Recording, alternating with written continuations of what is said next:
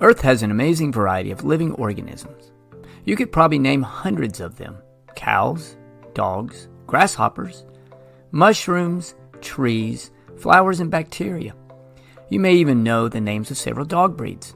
However, do you know the names of other organisms in languages other than English? How do you create names for organisms that can be used anywhere in the world? This is where the taxonomic classification, also called the Linnaean system, comes into play. Named after its inventor, Carl Linnaeus, a Swedish botanist, zoologist, and physician, the Linnaean classification system has 8 levels of classification. You may also hear this called taxonomic rank. You will often see the levels displayed like a triangle. This is because the levels at the top are broad and general, whereas the levels at the bottom are more specific. As you move down levels of taxonomic classification, the organisms will be more similar to one another. The 8 levels of classification are domain, kingdom, phylum, class, order, family, genus, and species.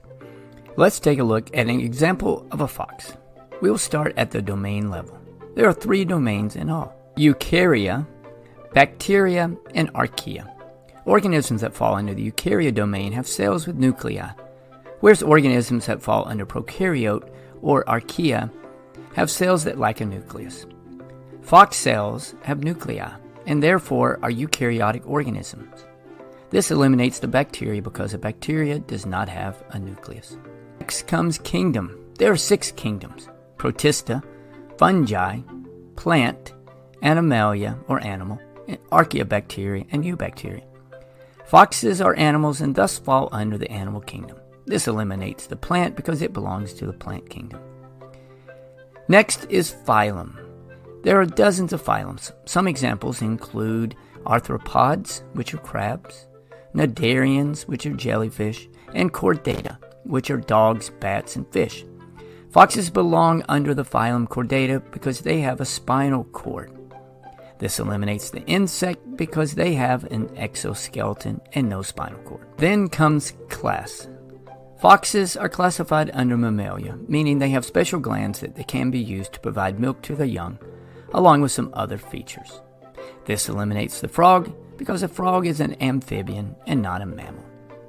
Foxes belong to the order Carnivoria because they have specialized teeth that can be used to eat other vertebrates.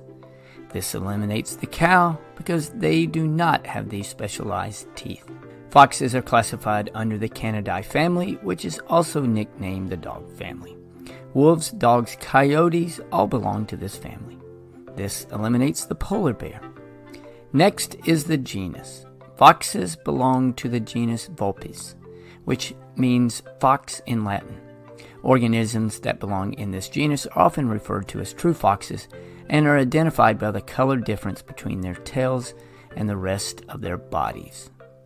This eliminates the dog, which belongs to the genus Canis. And finally, the fox's species label is also called Vulpes.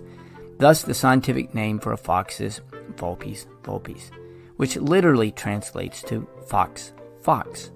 This eliminates the Phoenix fox. To sum it up, the whole classification for a fox would look like this. However, you only have to use an organism's genus and species when creating the scientific name. Thanks for watching, and Moo Moo Math uploads a new math and science video every day. Please subscribe and share.